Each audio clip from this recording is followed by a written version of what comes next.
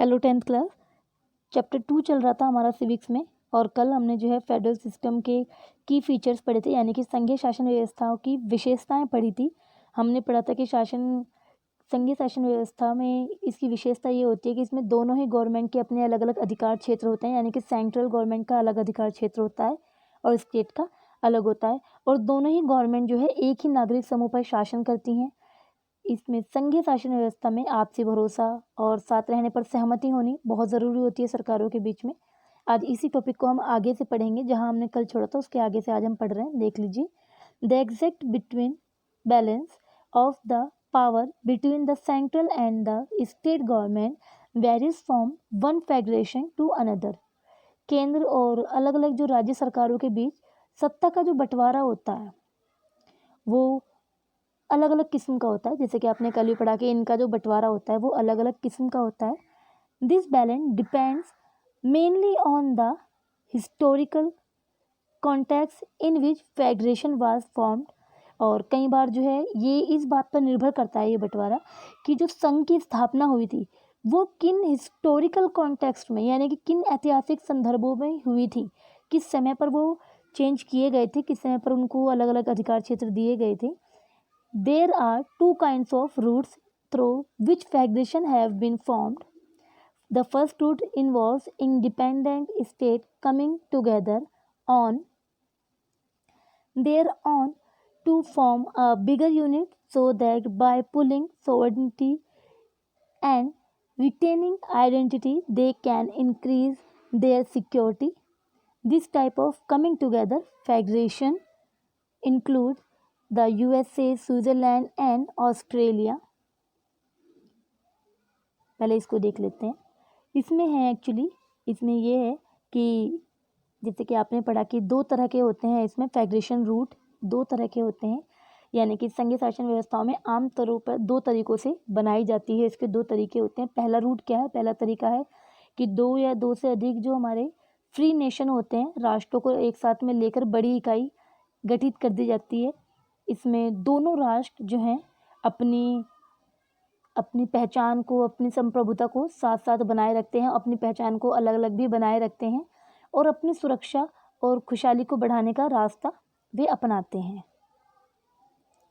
और इस तरह का जो रूट होता है उसको कहते हैं, this type of route coming together federation, इसे कहते हैं, जिसमें कि एक साथ आकर, कमिंग टुगेदर फेडरेशन यानी कि साथ आकर संघ बनाना, इसको बोलते हैं। जैसे कि इसके एग्जांपल आपको दिए हुए हैं, यूएसए, स्विट्ज़रलैंड, ऑस्ट्रेलिया, ये इसके एग्जांपल हैं। नेक्स्ट है आपका, in this first category federation और constituent state usually have equal power and are strong with the federal government. और इस तरीके से जो संघीय शासन व्यवस्था वाले जो मुल्क होते हैं, जो नेशन होते हैं, नॉर्मली वे जो हैं स्टेट के बराबर ही उनको अधिकार होता है, प्रांतों के बराबर ही उनको, प्रोविनेंस के बराबर ही उनके अधिकार होते हैं, और वो केंद्र के मुताबिक ज़्यादा पावरफुल होते हैं। केंद्र की अपेक्षा उनकी पावर जो है वो ज़्यादा होती है। Jurisdiction, the power over which someone has legal authority. The area may be defined in terms of geographical boundaries or in terms of certain kinds of subjects. और ये जो अधिकार क्षेत्र का जो ये दायरा होता है, jurisdiction यानी कि अधिकार क्षेत्र में, इसमें एक ऐसा दायरा जिस पर किसी वैधानिक अधिकार हो, किसी का लीगली अधिकार हो, ऑथोरिटी हो, लीगल अथॉरिटी, और ये दायरा जो है जियोलॉजिकल बॉर्डर बाउंड्रीज़ के बीच में हो सकता है, यानी कि इसके अंदर ही डिफाइन होता है जियोलॉजिकल बाउंड्रीज़ में, यानी कि भौगोलिक सीमा के अंतर्गत इसको परिभाषित किया जाता है। यानी कि इसके अंदर जो है कुछ सब्जेक्ट को रखा जा सकता है, यानी कि अधिकार क्षेत्र के अंदर कुछ बातों को, कुछ मेन बातों को इसके अंदर शामिल किया जा सकता है। फर्स्ट रूट तो आपने देख लिया था कि कमिंग टुगेदर। सेकेंड रूट देख लेते हैं। The second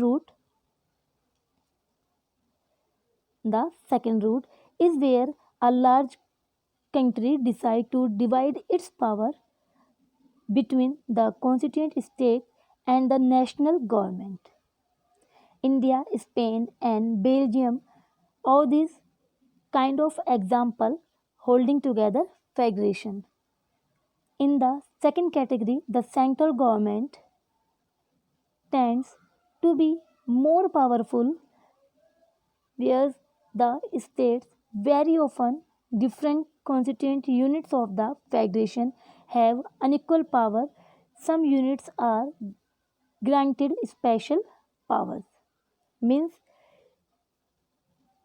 the second route is where a large country divide its power between the constituent state and the national government. जो संघीय शासन व्यवस्था के ऑर्गेनाइजेशन का जो दूसरा तरीका है, सेकंड रूट है, उसमें यह है कि जो बड़े देश हैं वो अपनी इंटरनल डाइवर्सिटी को ध्यान में रखते हुए राज्यों का जो है गठन कर देते हैं, या फिर राज्य जो होते हैं स्टेट और नेशनल यानी कि गवर्नमेंट यानी कि राज्य और राष्ट्रीय सरकार के बीच में जो है सत्ता का बंटवारा कर देते हैं। आप कह सकते हो शॉर्ट में जो सेकंड रूट है उसमें क्या करते हैं कि देश के जो डाइवर्सिटी है देश के अंदर उसको ध्यान में रखते हुए जो पावर्स है वो स्टेट और सेंट्रल गवर्नमेंट के बीच में बांट दी जाती है। जैसे कि भारत, बेल्जियम, स्पेन ये इसके उदाहरण हैं। और इस तरीके की जो है सेकंड सिस्टम जो है इसका, इस तरह की जो गवर्नमेंट होती है, इस तरह का जो संघ बनाए जाते हैं फेडरल सिस्टम में, जो कि भारत, स्पेन, बेल्जियम जिसके एग्जांपल है, इसको कहते हैं होल्डिंग टुगेदर फेडरेशन। और इस सेकंड कैटेगरी की जो होती है, ये सेकंड कैटेगरी यानी कि दूसरी श्रेणी जो है, इसमें ऐसे सिस्टम वाले राज्यों में केंद्र सरकार ज़्यादा ताकत होती है। जैसे कि आपको पता है कि हमारे यहाँ भी केंद्र सरकार ज़्यादा पावरफुल होती है। अक्सर इस व्यवस्था में विभिन्न राज्यों को समान अधिकार दिए जाते हैं, पर स्पेशल कंडीशन में किसी किसी प्रांत को विशेष अधिकार भी दिए जाते हैं। यानी कि इसमें जो है राज्यों को समान अधिकार तो हैं ही, लेकिन बहुत ही खास उसमें स्पेशल पावर जो है कुछ ही यूनिट्स को दी जाती है, यानी कि कुछ ही स्टेट्स को दी जाती है। जैसे कि आपने पढ़ा था पहले जम्मू एंड कश्मीर को स्पेशल स्टेटस था, अलग उसका अपना संविधान था, कुछ अपने कानून थे। बाकी अदर स्टेट के लोग जो हैं जम्मू कश्मीर में अपने ज़मीन नहीं खरीद सकते थे, पहले कुछ विशेष अधिकार थे जो कि अभी कुछ ख़त्म कर दिए गए हैं। तो इसमें और भी बहुत सारी चीज़ें हैं, आपको इससे क्लियर हो जाएगा। इसमें एग्जाम्पल दिया हुआ है आपको, सम Nepali citizen were discussing the proposal of the adoption of federalism in the new constitution. This is what some of them said. ये कन्वर्सेशन है इनके बीच की, हम पढ़ लेते हैं कि जो हमारे ये कुछ नेपाली हैं, जो कि नेपाली नागरिक हैं, जो कि अपने संविधान में कुछ संघीय व्यवस्था को अपनाने की बात कर रहे थे, और कुछ उनके बीच में चर्चा इस तरीके से चल रही थी। मैं थोड़ा सा बहुत स्पीडली पढ़ देती हूँ, उसके ये कन्वर्सेशन है। जैसे कि खगराज हैं, I don't like federalism, it would lead to reservation of seats for different caste groups as in India. जो खगराज है वो कहते हैं कि मुझे जो है ये संघीय व्यवस्था फेडरल सिस्टम जो है मुझे पसंद नहीं है, क्योंकि इसमें जो है जैसे भारत की तरह जो है यहाँ पर हमारे यहाँ भी जो है कुछ सीटें जो हैं आरक्षित कर दी जाती है लोगों के लिए, यानी कुछ रिजर्वेशंस होते हैं। इसलिए खगराज कह रहा है कि उसको ये पसंद नहीं है federal system. Sarita, our not a very big country, we don't need federalism. तो मीता कहती है कि हमारा देश तो कोई बड़ा देश है भी नहीं, तो हमें फेडरल सिस्टम की ज़रूरत भी नहीं है, क्या ज़रूरत है हमें इसकी। नीचे बाबूलाल कहते हैं, I am hopeful that the Terai areas will get more autonomy if they get their own state government. Babulal कहता है कि मुझे लगता है कि अगर तराई जो एरिया है, क्षेत्र है, कि अपनी अलग राज्य सरकार बने तो क्षेत्र को ज़्यादा अधिकार मिल जाएंगे, ज़्यादा ऑटोनॉमी यानी कि स्वायत्ता मिल जाएगी।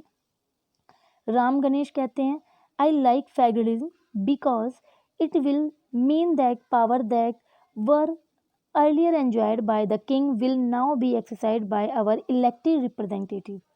राम गणेश कहते हैं कि मुझे संघीय व्यवस्था पसंद है, क्योंकि इसका मतलब ये होता है कि पहले राजा जिन पावर्स का यूज़ करते थे उनका इस्तेमाल अब जो है सिस्टम में हमारे द्वारा इलेक्टेड रिप्रेजेंटेटिव करेंगे, यानी कि वो नेता करेंगे जिन्हें हम चुनेंगे।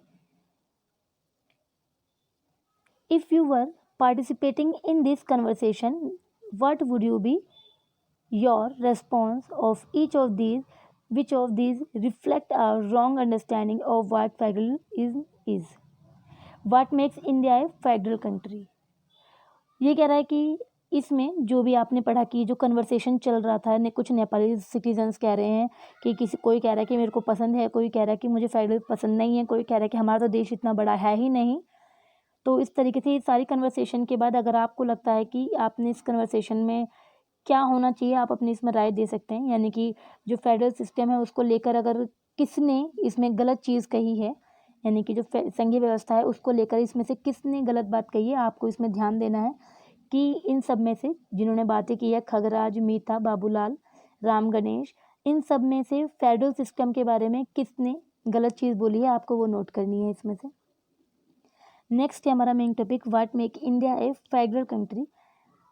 क्या चीज़ ऐसी है जो कि भारत को एक संघीय देश बनाता है। चलिए आपका हेडिंग भी यही है, what makes India A federal country. India को फेडरल कंट्री क्या चीज़ बनाती है। Now let's see.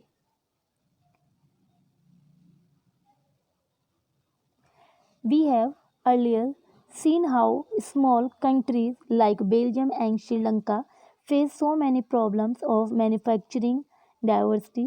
What about a vast country like India with so many languages, religion and regions? What are the power sharing arrangements in our country? ये कह रहा है कि India में, भारत में जो संघीय व्यवस्था है वो कैसी है। जैसे कि हमने पहले भी देखा है कि बेल्जियम और श्रीलंका जैसे छोटे देशों को भी अपने यहाँ जो है डाइवर्सिटी को संभालने के लिए बहुत ज़्यादा मुश्किलें आई हैं। जबकि आपने देखा बेल्जियम तो हमारे हरियाणा से भी छोटा है एरिया में और पॉपुलेशन हमारी हरियाणा से भी आधी है।